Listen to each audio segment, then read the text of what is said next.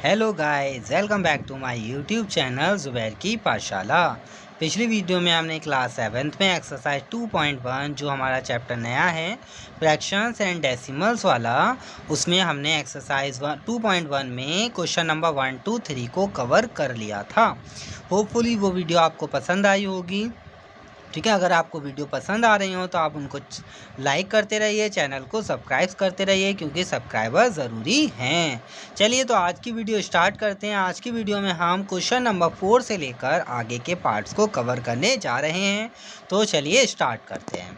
Question number 4 है, देखिए इसी में A rectangular sheet of paper is 12 complete 1/2 centimetre long. एक रेक्टेंगुलर शीट, एक रेक्टेंगल की शेप में क्या है, शीट है पेपर की, जिसकी लेंथ जो है वो कितनी है, 12 कंप्लीट 1/2 सेंटीमीटर लंबी है एंड 10 कंप्लीट 2/3 सेंटीमीटर वाइड, और चौड़ाई कितनी है उसकी, 10 कंप्लीट 2/3 सेंटीमीटर चौड़ी भी है। फाइंड इट्स पैरामीटर, हमें क्या करना है, उस शीट का पैरामीटर पता करना है। चलिए देखते हैं। तो पैरामीटर, जैसा कि हमको पता है कि किसी भी चीज़ का पैरामीटर निकालने के लिए हम क्या करते हैं, उसमें जितनी साइड्स होती हैं उनका सम कर देते हैं। लेकिन हमारे जो कुछ शेप्स हैं जैसे कि रेक्टेंगल, स्क्वायर, ठीक है, तो ये क्या होते हैं, आपके ड्राइव्ड शेप्स हैं, इनके जो फार्मूलाज भी फिक्स रहते हैं। चलिए तो स्टार्ट करते हैं। इसमें क्या करेंगे, सॉल्व करना। लेंथ ऑफ शीट, शीट की लेंथ कितनी है, 12 कंप्लीट 1/2 सेंटीमीटर। 12 कंप्लीट 1/2 किस में, मिक्स फ्रैक्शन में, इसको इम्प्रॉपर फ्रैक्शन में कन्वर्ट करेंगे तो 2 12 12 2 24 प्लस 1 ऐड करेंगे 25/2। तो लेंथ कितनी आ गई आपकी शीट की, 25/2 सेंटीमीटर आ गई। ऐसे ही हम विड्थ निकालेंगे शीट की। शीट की विड्थ कितनी दी है, 10 कंप्लीट 2/3, तो लिखेंगे 10 कंप्लीट 2/3। कैसे सॉल्व करते हैं, 10 की मल्टीप्लाई 3 की मल्टीप्लाई 10 से, 10 3 30 प्लस का 2 ऐड करेंगे 32/3। तो विड्थ कितनी हो गई, 32/3 सेंटीमीटर विड्थ हो गई। हमें निकालना है parameter of rectangular sheet. Rectangular sheet का पैरामीटर क्या होगा, 2 लेंथ प्लस ब्रेथ। यही फार्मूला होता है भाई कि हमारा किसी भी अगर रेक्टेंगुलर शीट है उसका हमें पैरामीटर निकालना है तो 2 लेंथ प्लस ब्रेथ, ये हमारा फार्मूला होता है। तो 2 हमने ऐसे लिखा। अब लेंथ की वैल्यू लगाई, लेंथ की वैल्यू कितनी थी, 25/2, तो ये लगा दी 25/2 प्लस ब्रेथ की वैल्यू लगाएंगे, ब्रेथ की वैल्यू कितनी है, 32/3, तो 32/3। अब देखेंगे इसमें 2 ऐसी रखा हमने, इन दोनों में एलसीएम 2 और 3 का एलसीएम कितना आ जाएगा, 6। ठीक है, इसकी क्रॉस मल्टीप्लिकेशन हो जाएगी, इसकी मल्टीप्लाई इधर और इसकी इधर, तो क्या हो जाएगा, 25 की मल्टीप्लाई 3 से, 25 3 सा कितना होता है आपका 75 प्लस 2 की मल्टीप्लाई इधर 32 से, 32 2 सा कितना हो जाता है आपका 64 अपॉन में ये आया है 2 × 3। 2 से ये 2 कैंसिल आउट, कितना बचा आपका 75 प्लस 64। 75 में 64 को ऐड करेंगे तो 549 1 कैरी 549 ऐसे लिख दिया, और 7 में 6 को ऐड करेंगे तो 13, और अपॉन में कितना है आपका 3 है। अब इसको मिक्स फ्रैक्शन में लिखेंगे क्योंकि ये हमारा इम्प्रॉपर फ्रैक्शन में है, तो हमने लिखा यहाँ 139 और यहाँ 3। 3 का टेबल पढ़ेंगे, 3 4 12 होता है, माइनस करा 13 में से 12 को, 1 बचा, ये 9 ले लेंगे, 19 हो गया, 3 6 18 होता है, कितना बचेगा 1, तो ये 46 कंप्लीट 1/3 हो जाएगा। तो पैरामीटर कितना आ गया आपका 46 कंप्लीट 1/3 सेंटीमीटर। होपफुली यहाँ तक आपके समझ में आ गया होगा। आगे बढ़ते हैं क्वेश्चन नंबर 5 की तरफ। क्वेश्चन नंबर 5 में कहा है, find the parameter of ABE, यानी कि ABE ये क्या है आपका, एक ट्रायंगल है, इसका हमें पैरामीटर पता करना है। द रेक्टेंगल BCDE, BCDE ये क्या है आपका, BCDE एक रेक्टेंगल है, इसका भी हमें क्या करना है, पैरामीटर पता करना है। आगे भी पूछा है उसने, हुज पैरामीटर इज ग्रेटर, और किसका पैरामीटर ज़्यादा है वो भी हमको बताना है। तो फर्स्टली पहले वाले क्वेश्चन को सॉल्व कर लेते हैं। पैरामीटर ऑफ एंगल BABE, तो ABE क्या है, हमारा एक ट्रायंगल है। मैंने बताया था किसी भी चीज़ का हमें पैरामीटर निकालना हो तो सिंपल सा क्या है, हमें उनकी साइड्स को सम कर लेते हैं, यानी कि साइड्स का sum. Perimeter of triangle ABE is equal to, कौन कौन सी साइड है, देखिए AB है, BE है और EA है, तो लगा दिया AB plus BE plus EA। अब देखिए ये तो AB की वैल्यू हमारी 5/2 है, तो ऐसे लिख देंगे 5/2। अब इसकी वैल्यू देखिए 2 कंप्लीट 3/4 है, तो इसको सॉल्व करेंगे 4 2 ज़ा 8 प्लस 3 11/4, तो 11/4 आ जाएगा प्लस। अब ये देखिए 3 कंप्लीट 3/5 है, तो 5 3 ज़ा 15 प्लस 3 18/5, तो 18/5 आ गया। अब देखेंगे एलसीएम आएगा हमारे यहाँ 2 4 5 का। 2 4 5 का एलसीएम ले लिया हमने कितना 20। अब देखिए यहाँ पर क्या हो जाएगा 2 4 5 का एलसीएम हम निकाल लेंगे 20 ही आ जाएगा। ठीक है, तो अब हम क्या करेंगे यहाँ पर कि यहाँ पर 2 है, 2 को 20 हमारा एलसीएम आया, तो यहाँ पर ऊपर कितने से मल्टीप्लाई होगी 10 से, तो 5 मल्टीप्लाइड बाई 10 प्लस यहाँ 4 है 20 एलसीएम है, तो कितना बचा 5, तो 5 से मल्टीप्लाई हो जाएगी, यानी कि 11 मल्टीप्लाइड बाई 5 प्लस 5 है कितने से मल्टीप्लाई होगी 4 से, तो 18 मल्टीप्लाइड बाई 4, तो 5 10 ज़ा 50, 11 5 ज़ा 55, 18 4 ज़ा 72 अपॉन में 20 चल रहा है। 50 और 55 कितना हो जाएगा 105 प्लस 72 यानी कि 177 अपॉन में 20। इसको हम क्या कर लेंगे, ये भी इम्प्रॉपर फ्रैक्शन में है क्योंकि नोमिनेटर बड़ा है डिनोमिनेटर छोटा है, इसको भी इम्प्रॉपर फ्रैक्शन में कन्वर्ट कर लेंगे, तो कितना हो जाएगा हमारा 20 यहाँ 177 यहाँ 28 सा कितना होता है 160, कितना बचेगा 17, तो 8 कंप्लीट 17/20।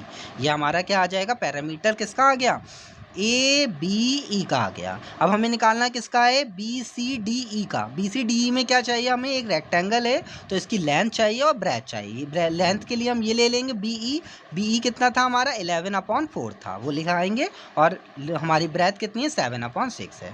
चलिए तो आगे बढ़ते हैं और इसके रेक्टेंगल के पैरामीटर को निकालते हैं। चलिए तो अब बात करेंगे पैरामीटर ऑफ रेक्टेंगल की। रेक्टेंगल का पैरामीटर निकाल लेते हैं। तो रेक्टेंगल का पैरामीटर हमें पता है, फार्मूला होता है 2 लेंथ प्लस ब्रेथ। अब लेंथ की वैल्यू कितनी थी, ठीक है, रेक्टेंगल के लिए लेंथ जो थी वो 2 कंप्लीट 3/4 थी, तो इसका मतलब क्या है 4 2 ज़ा 8 प्लस 3 यानी कि 11/4, तो यहाँ लिख देंगे 11/4 है, प्लस ब्रेथ की वैल्यू कितनी थी 7/6, तो ये लगा दी 7/6। 2 ऐसे ही रहा हमारा। अब देखिए 4 और 6 इन दोनों का एलसीएम कितना आ जाएगा 12, तो यहाँ 4 है कितने से मल्टीप्लाई होगी इधर 3 से, तो 11 की मल्टीप्लाई 3 से हो जाएगी, ठीक है, प्लस 6 यहाँ है तो कितने से मल्टीप्लाई होगी ऊपर 2 से, क्योंकि 7 आपका 7 × 2 हो जाएगा, तो 11 3 ज़ा 33 प्लस 7 2 ज़ा 14, तो 2 तो बाहर रहा है ये, और ये 33 प्लस 14, तो ये 2 ऐसे ही, और ये हमारा 33 प्लस 14 कितना हो जाएगा आपका 47 अपॉन में 12 है, 2 से कट किया 2 1 ज़ा 2, 2 6 ज़ा 12, तो ये हो गया 47/6। 47/6 को मिक्स फ्रैक्शन में लिखेंगे तो कितना हो जाएगा 6 6 ज़ा 36, 6 7 ज़ा 42, तो 7 आ गया, कितना बचेगा 42 निकलने के बाद 5, तो 5/6, तो 7 कंप्लीट 5/6 सेंटीमीटर। वो कह रहा है भाई कि कौन सा बड़ा है। अब देखिए हमारा जो रेक्टेंगल का एरिया आया था, सॉरी पैरामीटर आया था, वो 8 कंप्लीट 7/20 आया, और इसका 7 कंप्लीट 5/6 आया, तो 8 कंप्लीट 17/20 ये बड़ा है किससे 7 कंप्लीट 5/6 से। सो parameter of triangle is greater, तो जो हमारा पैरामीटर है ट्रायंगल का वो ज़्यादा है। होपफुली यहाँ तक समझ में आ गया होगा। आगे बात करते हैं क्वेश्चन नंबर 6 की। Sahil wants to put a picture in a frame. Sahil क्या करना चाहता है, एक फ्रेम में पिक्चर को लगाना चाहता है। The picture is 7 complete 3/5 centimetre wide. जो पिक्चर है वो कितनी है 7 कंप्लीट 3/5 सेंटीमीटर चौड़ी है। To fit in the frame, frame में फिट होने के लिए the picture can not be more than 7 complete 3/14। जो भैया जो फ्रेम है उसकी जो चौड़ाई दे रखी है वो कितना हो सकती है, जो हमारा फोटो है वो 7 कंप्लीट 3/10 सेंटीमीटर का आ सकता है। तो how much should the picture be trimmed, तो पिक्चर को साइड से हम कितना ट्रिम करें कि वो उस फ्रेम में आकर फिट हो जाए। तो हम देखेंगे क्या लिखेंगे, पहले with of the picture, picture की विथ कितनी थी 7 कंप्लीट 3/5 है, तो 7 कंप्लीट 3/5 लिखा। अब इसको मिक्स फ्रैक्शन में तो इसको इम्प्रॉपर में कर लेते हैं, तो 5 7 ज़ा 35 plus 3 38/5 centimetre. Required width of frame, फिर फ्रेम में कितने की ज़रूरत है आपका 7 कंप्लीट 3/10 की ज़रूरत है, तो 10 7 ज़ा 70 प्लस 3 73/10, ये सेंटीमीटर में आ गया। अब हमें देखना है कि कितना क्या करना होगा, ट्रिम्ड करना होगा ताकि वो हमारी फ्रेम में अच्छे से फिट आ जाए। तो the width of the picture to be trimmed, कितने की करने की ज़रूरत है, देखिए अब टोटल ये थी हमारी 38/5, कितने की चाहिए थी? 73/10 की चाहिए थी। अब देखिए 5 और 10 का एलसीएम कितना आ जाएगा? 10। अब ये 5 में कितने से मल्टीप्लाई करने? 2 मतलब कि 10 आ जाए 2 से, तो 2 से ऊपर कर देंगे तो 38 मल्टीप्लाइड बाई 2 माइनस कर 73 ऐसे आ जाएगा। तो 38 2 का कितना होता है आपका? 76 अपॉन माइनस का 73 अपॉन 10, 76 माइनस 73 3 बचेगा अपॉन में 10। तो इतने अगर 3/10 सेंटीमीटर हम क्या कर दें, उस पिक्चर को ट्रिम कर दें तो वो अच्छे से क्या हो जाएगी, हमारे फ्रेम में फिट हो जाएगी। होपफुली यहाँ तक क्लियर हो गया होगा। आगे बढ़ते हैं क्वेश्चन नंबर 7 की तरफ। तो क्वेश्चन नंबर 7 है जो इस एक्सरसाइज का लास्ट क्वेश्चन है। Michael finish colouring a picture in 7/12 hour. ठीक है, माइकल जो है वो एक पिक्चर को कलर करने में 7/12 आवर का समय लेता है। Vaibhav finish colouring the same picture in 3/4 our.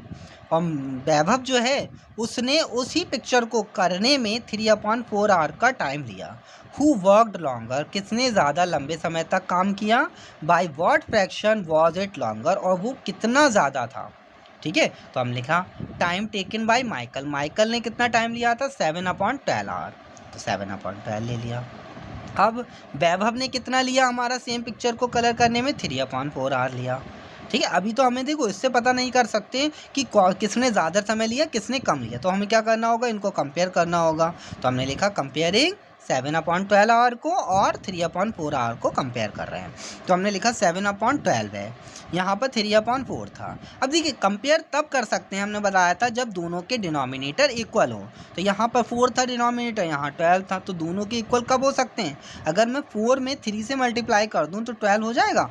तो 3 से मल्टीप्लाई की मैंने नीचे तो ऊपर भी करना होगी, तो ये हो गया 7/12 ऐसे ही रहा। अब देखिए 3 3 9 और 4 3 12, तो अब दोनों के डिनोमिनेटर इक्वल हो गए। अब दोनों के डिनोमिनेटर जब इक्वल हो गए तो टाइम कौन सा बड़ा है? 3/4 वाला, यानी कि 9/12 जिसकी वैल्यू है वो बड़ा है। तो किसने ज़्यादा टाइम लिया? वैभव ने। तो Vaibhav did more work than Michael, Vaibhav ने ज़्यादा मतलब लंबे समय तक काम किया था। किससे? इससे। हाउ मच, कितना ज़्यादा किया? तो 9/12 इसने किया है, सही है। 7/12 इसने किया था, तो 9/12 माइनस 7/12, एलसीएम सेम आ जाएगा 12। तो ये हो जाएगा हमारा 9 माइनस 7 कितना हो जाएगा? 2। 2 से कट कर लेंगे, 2 1 ज़ा 2, 2 6 ज़ा 12, तो 1/6 आवर लॉन्गर, इतना समय ज़्यादा लिया था। ठीक है, तो होपफुली ये आपकी वीडियो अच्छे से समझ में आ गई होगी। अगर आपको वीडियो पसंद आई हो तो इसको लाइक कर दीजिए, चैनल को सब्सक्राइब कर दीजिए क्योंकि सब्सक्राइबर ज़रूरी है। Okay, thank you guys.